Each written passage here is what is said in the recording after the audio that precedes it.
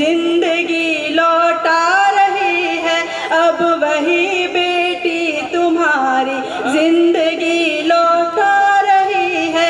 सारी पीड़ाओं को विपदाओं को अब वो हर रही है, सारी पीड़ाओं को विपदाओं को अब वो हर रही है।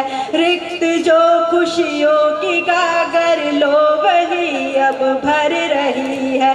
जिसके आ जाने से कड़वे बोल बोले जा रहे थे, जिसके आ जाने से कड़वे बोल बोले जा रहे थे, लो वही बेटी अधर का गीत बनकर आ रही है।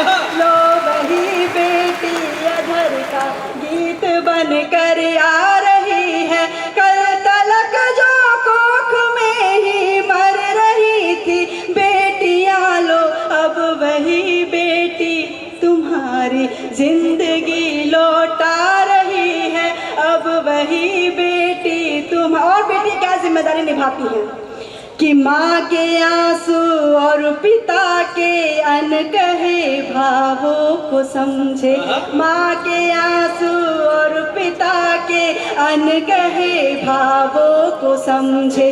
लाख उससे तुम छुपा लो फिर भी सब घावों को समझे।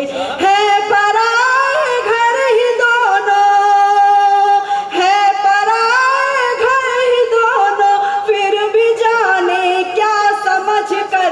है पराए घर ही दोनों, फिर भी जाने क्या समझ कर। दो कुलों की जिम्मेदारी कांधे पर वो ला रही है, दो कुलों की जिम्मेदारी कांधे पर वो ला रही है।